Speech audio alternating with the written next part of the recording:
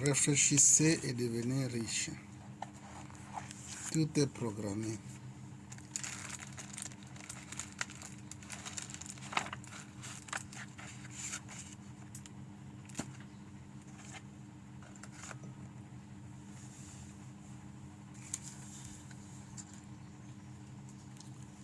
Réfléchissez et devenez riche.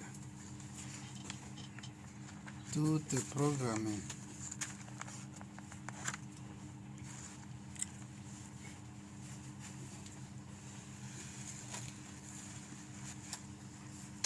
Qu'est-ce que cette graine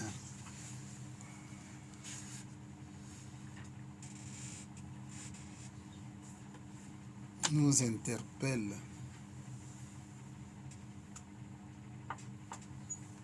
Oui, Papa Kenenge. Je voudrais savoir poser une question. Allez-y. Je voudrais savoir, professeur, s'il y a des gens qui sont programmés à ne pas devenir riches sur cette terre. Dans ma communauté, Benga, la majorité disent que s'ils sont pauvres, c'est parce que Dieu a voulu qu'ils soient pauvres.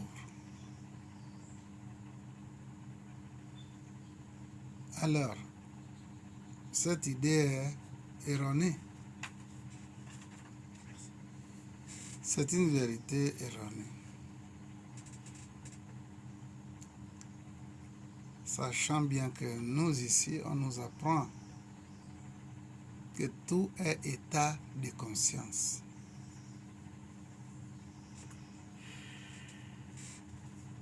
Nous sommes ce que nous croyons. Nous sommes notre environnement direct. Donc, par rapport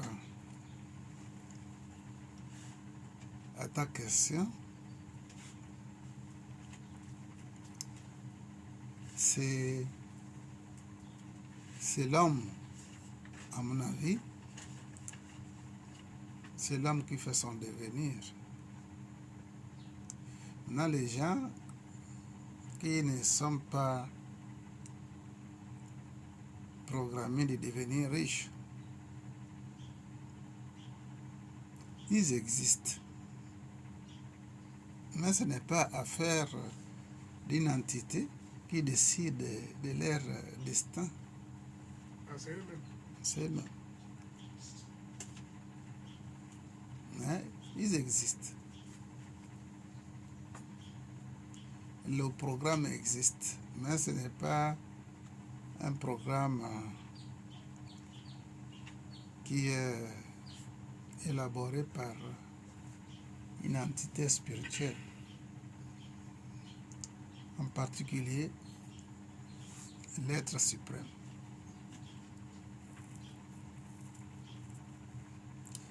Réfléchissez et devenez riche. Tout est programmé. Oui, Papa Kenene. Namasté. Réfléchissez et devenez riche. Tout est programmé. J'ai dit, nous sommes des arbres à souhait. Ouais. Nous sommes divins. Donc, nous pouvons obtenir ce que nous voulons. Nous devons dompter l'ego et être patients. Nous devons être entreprenants. La manifestation de l'abondance financière demeure sur la stabilité de l'esprit et le sacrifice de soi. Faisons preuve de créativité pour notre devenir riche. Devenir riche concerne aussi l'évolution spirituelle. La graine nous invite à respecter la vertu qu'est la créativité. C'est un état de conscience. Cette vertu est en chacun de nous. Si l'on est pauvre, cela est génétique. Mais l'on peut couper ce cordon ombilical. La graine nous dit qu'il faut se débrouiller pour vivre. Elle nous conseille d'avoir l'esprit de créativité, pour cela. Même en vendant les noix de coco, on peut devenir riche. En outre, il faut oublier le fait que Dieu va nous aider. Il faut privilégier le sacrifice de soi et les travaux personnels en se privant des fêtes mondaines. Il faut privilégier la méditation intérieure. Il faut se prendre en charge. Tout est mérite. Rien ne nous tombera du ciel. La graine nous demande d'éviter la dispersion, de ne pas aller de gauche à droite et de ne pas rêver. Rien ne peut être réalisé sans un effort très fort, un désir très fort. Il faut avoir la conviction et la foi. Il faut avoir la volonté pour réaliser ses rêves. Si les trois états de conscience sont réunis, rien ne peut vous résister. C'est la clé suprême. Le désir, la volonté et la conviction sont des principes. D'autre part, étant donné que nous sommes des arbres à souhait, et étant donné que nous sommes l'univers, on doit normalement obtenir ce qu'on demande. Nous devons ordonner à l'univers de nous donner ce qu'on veut. Nous sommes le un dans le tout et le tout dans le un. Je vais essayer de conclure. Donc le désir, la conviction et la volonté demeurent les clés, sont qui ouvrent toutes les portes. Nous sommes notre propre destin et notre propre réalisation. Nous sommes des arbres à souhait et des dieux qui nous ignorons. Utilisons les arcanes et les mantras pour améliorer nos vies. Nos vies dépendent de nous-mêmes. Il faut chercher la connaissance et la sagesse qui surviennent lorsqu'on prend contact avec la lumière et le son de Dieu, c'est-à-dire l'Esprit Saint. Je conclus. Pour moi, la graine veut dire que l'homme doit se prendre en charge, sans compter sur les églises. Namaste. Namaste. Merci pour cette contribution lumière. Nous avançons. Réfléchissez et devenez riche. Tout est programmé. Oui, mon père. Professeur, la pauvreté est vraiment génétique. Oui, c'est arrière-grand-père était pauvre. Ça nous suit. Oh, Donc la pauvreté peut être génétique. Tout nous suit. On a une longue lignée. Nous ne sommes pas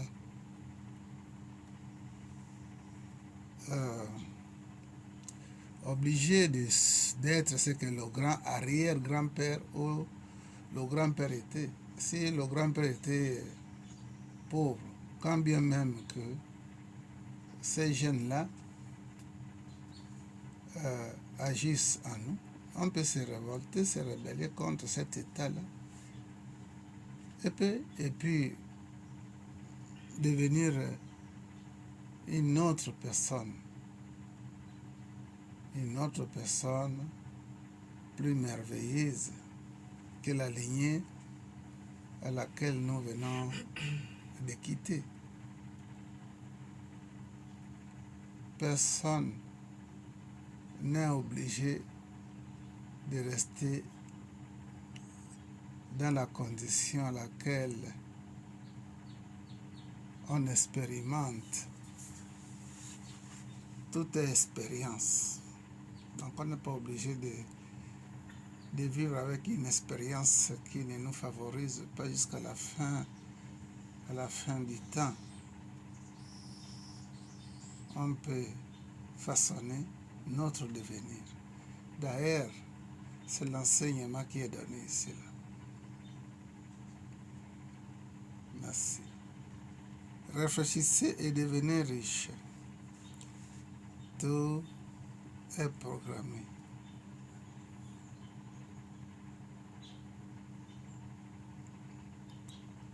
Ce serait malheureux si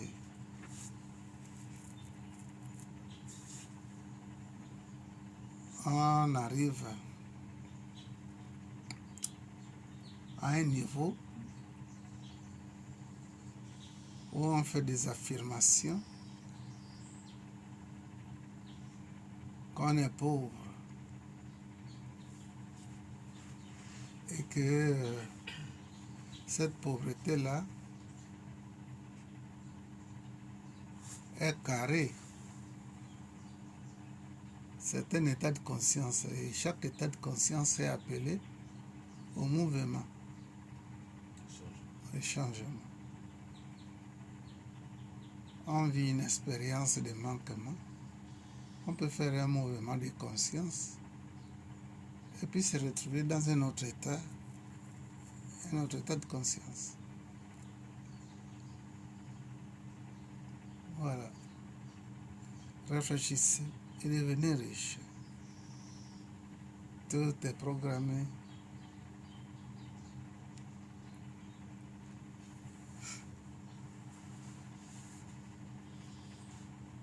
Est-ce que on est obligé de vivre une condition jusqu'à ce que cette condition nous épuise? Je ne pense pas. Ouais. Professeur, c'est lui qui il a réfléchi, il joue au PMG pour devenir riche. Tout est programmé, comme c'est dit ici. Mais il ne devient jamais riche. Il a mal réfléchi ou bien il y a quelque chose qui m'envoie. Il semble que dans les Écritures bibliques, Jésus avait dit, si vos souhaits ne sont pas exaucés parce que vous ne savez pas prier. Donc on peut faire un mauvais programme et rien ne se réalise à cause de ce mauvais programme. Il y a des gens qui jouent le PMG comme tu as dit. Comment certains doivent gagner, d'autres ne gagnent pas? C'est la connexion peut-être. Hein? Peut-être c'est un problème de connexion. Ah oui, ça peut Avec être l'univers. oui, ça peut être un problème de connexion.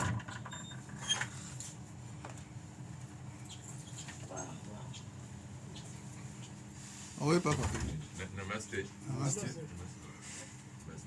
Mais comment se fait-il quand même qu'il y en a qui tentent par tous les moyens pour devenir riches, mais ça ne marche pas jusqu'à la fin de leur vie? Comment vous expliquez ça? Merci. Ok.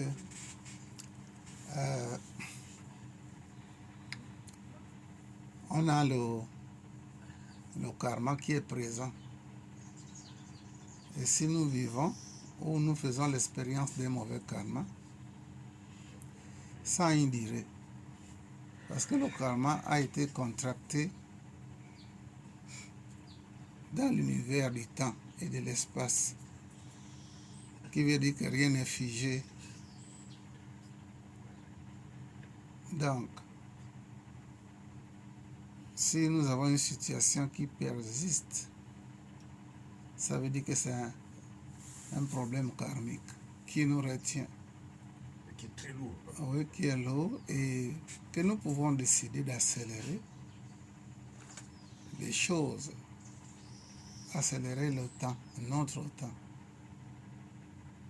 faire des méditations qui permettra à ce que ces karmas que nous vivons puissent changer et nous amener dans des conditions dharmiques. Donc le karma, en réalité, n'est pas éternel, parce que le karma est dans le temps, puisque le temps n'est pas figé. Ce n'est pas la condition de l'homme qui peut rester là éternellement. Donc il est possible que quelqu'un qui vit une expérience malheureuse, s'il prend conscience de cette expérience, il peut la changer. Pas la volonté, pas la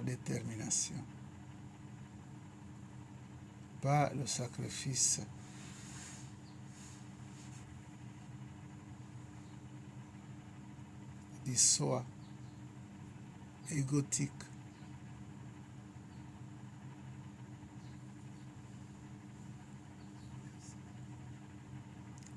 Alors, je ne vois pas quelqu'un qui vit une condition qui doit rester là éternellement.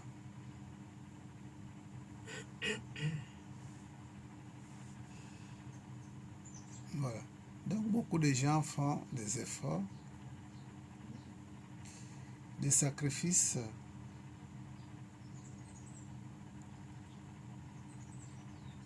en ignorant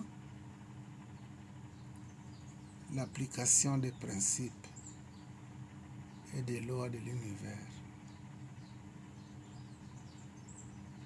ou en négligeant l'application là.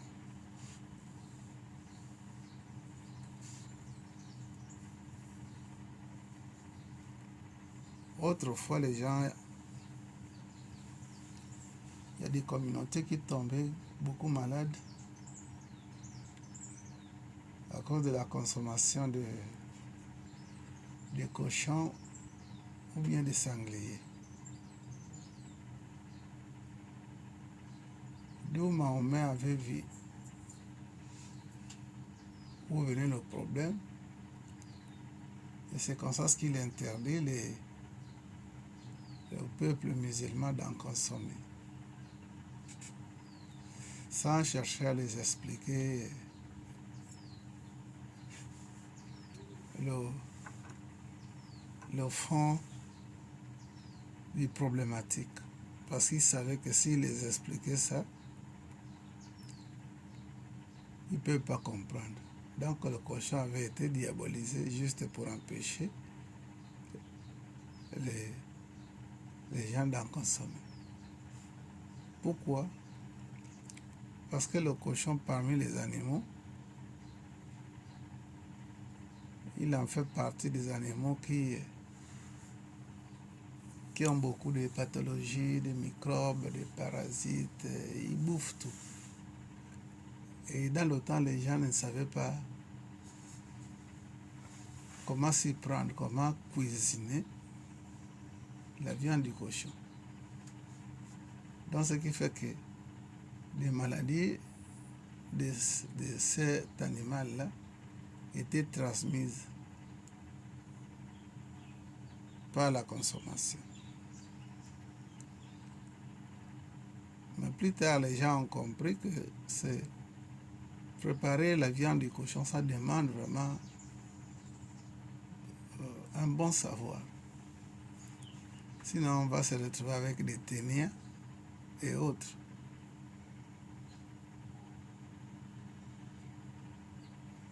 Donc, tout ça se dit à l'ignorance. Or, d'autres, plus avancés, plus éveillés, ils consommaient ça, peut-être en cachette, mais ils cuisinaient bien ça. Même à nos âges, ou plutôt à cet âge de Kali Yuga. Kali Yuga, c'est l'âge de fer, l'âge plus démoniaque que les autres âges. Il y a certains qui se sont éveillés, qui cuisinent ça d'une manière sage. Ils ne contractent pas de maladies liées à la nature du cochon. Donc des efforts peuvent être faits, mais d'une manière gauche, qui n'apporte rien.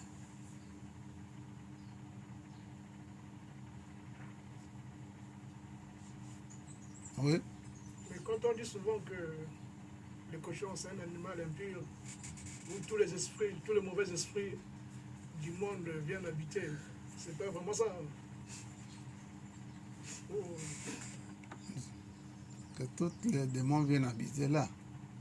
Mais le démon aime les endroits corrompus, on ne peut pas douter. Si les démons viennent habiter dans le corps du cochon, on ne peut pas douter que le cochon n'est pas impur. Il est impur de par son comportement, sa nature, de manger n'importe quoi. Et les démons ne peuvent que rentrer là pour bien se nourrir aussi à travers le cochon. Ouais. Mais vous allez voir que dans les hôtels et autres, la viande de cochon est beaucoup plus chère que les autres. Curieusement. Ouais. Ouais. Malgré qu'il est impur. Malgré qu'il est impur.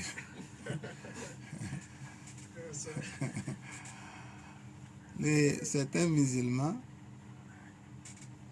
la majorité ne veulent pas consommer, mais d'autres, ils consomment ça en cachette. Donc, généralement, ce qui est impur, on peut Purifier ça. On peut purifier ça. Le petit là, quoi là-bas? Il a voyagé.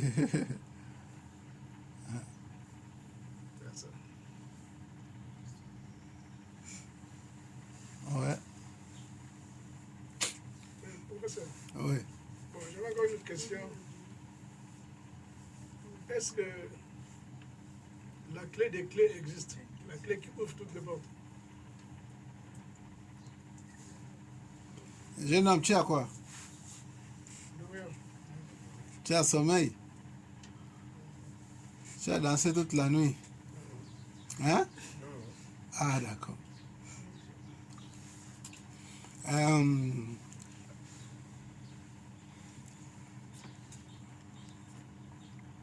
Dans les hôtels,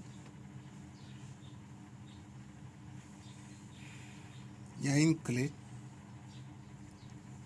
passe-partout qui ouvre la majorité des pièces dans un hôtel. Donc c'est la clé des clés. Si dans les hôtels il y a ça, ça veut dire que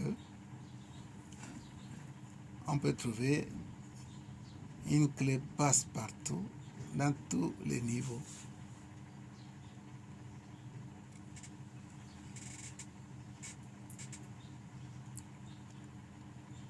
Dans les hôtels, cela existe. Ils ont prévu ça. Si ce n'est pas double clé, il y a cette clé passe partout.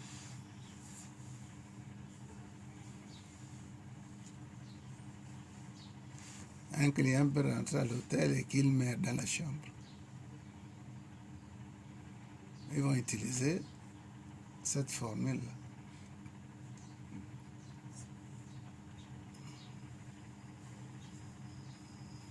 Oui. Namasté. Namasté. J'aimerais savoir, est-ce qu'un homme, si un homme a sa sirène, est-ce qu'il peut continuer à chanter le you? Est-ce que ça va déranger la femme sirène? La sirène. Oui. Mais si tu as ta femme, tu ne peux pas continuer à chanter le you pour quelle raison? Parce que je me dis, bon, peut-être que ça Comme va c'est- la déranger. Comme c'est une sirène. Comme c'est une sirène. La sirène, c'est un être. C'est comme aussi avoir un chien. Est-ce qu'on ne peut pas chanter le you parce qu'on a le lion qui est notre allié? Non. La sirène, c'est un être. Ah, c'est des êtres. Donc, si tu as ça comme ami, ça ne t'empêche pas de pratiquer ton spiritualité.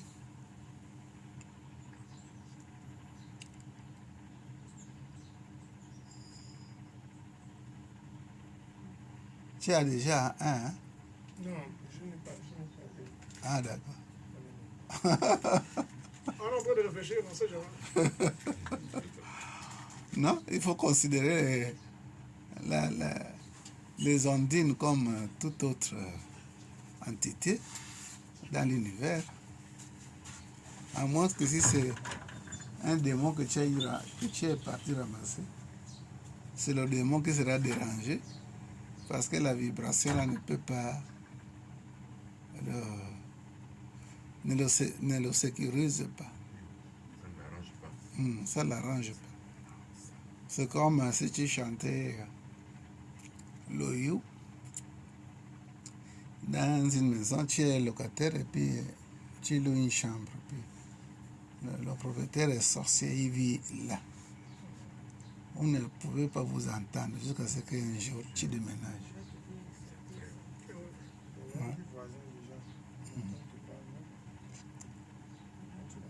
Voilà, ça veut dire que si c'est un démon qui est ton allié, il ne va pas accepter toutes les pratiques spirituelles que vous pouvez faire. Mais si ce n'est pas un démon,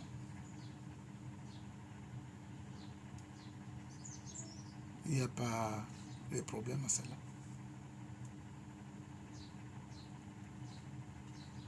Oui, Namasté. Namasté. J'ai suivi dans YouTube, là, quelqu'un disait que tout le monde a soit un mari de nuit, soit une femme de nuit. C'est-à-dire que nous, les hommes, on a une femme de nuit et les femmes, elles ont un mari de nuit dans leur vie. Consciemment ou inconsciemment. Mais mari de nuit ou femme de nuit, succube ou incube,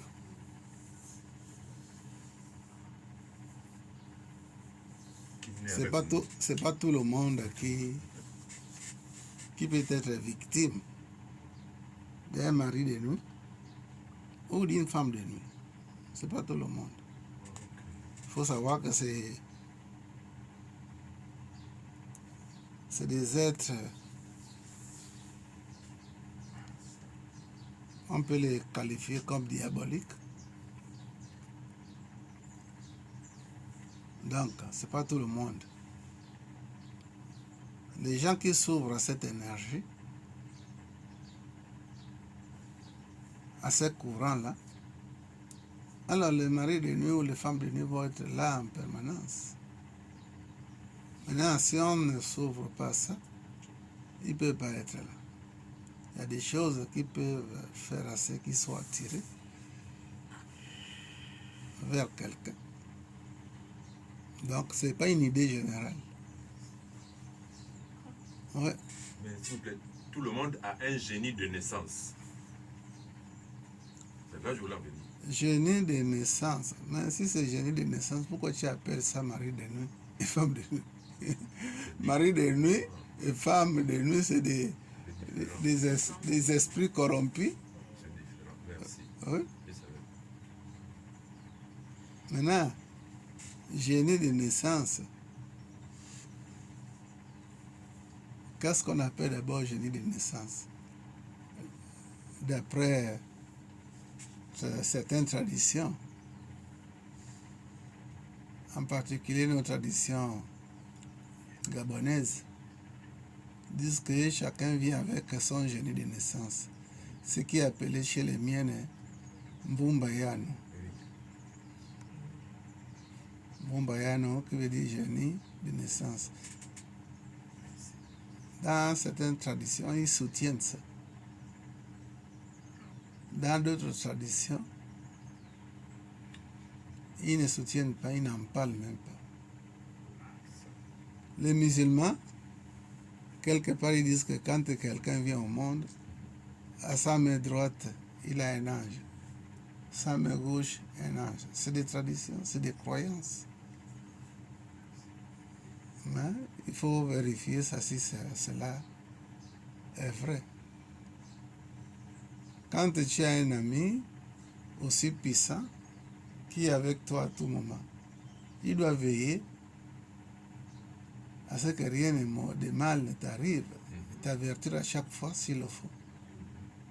Mais vous voyez les accidents et les problèmes qui nous arrivent, c'est comme si Ils ne nous avertissent pas. on n'avait pas ces hommes-là, Nous avons- ces esprits-là. Donc, Il y avait une question. oui, oui. Excusez-moi, papa.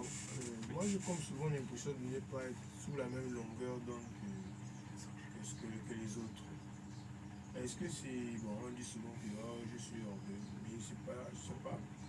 Mais on peut être là, mais je ne me sens pas à l'aise. Est-ce que c'est le you qui fait ça ou bien c'est... Je sais pas. Oui, le you peut faire ça parce que le you change complètement la nature des gens. Le you peut changer ta nature. Et si ta nature change, les gens qui ont des vibrations qui sont incompatibles avec vous, soit c'est vous qui allez vous éloigner, ou soit ce sont eux qui vont s'éloigner. Oui. Oui. Non, bon, il m'est arrivé une fois, un jour, là, un problème comme ça. Je n'ai jamais compris ça. Je suis en train de parler avec un ami. Il y a une femme qui est à côté qui écoute ce que je disais. En parlant avec mon ami, ça l'énervait. Elle se met en colère. Je lui ai dit, mais c'est pas à toi que je m'adresse. Je parle avec mon ami. Oui, mais ta façon de parler là m'énerve. Oh, comment? On ne se connaît pas, c'est-à-dire, je ne m'adresse pas à elle. Je parle avec mon ami. Mais elle me dit que ta façon de parler là m'énerve. Oh, mais comment? Je n'ai jamais compris.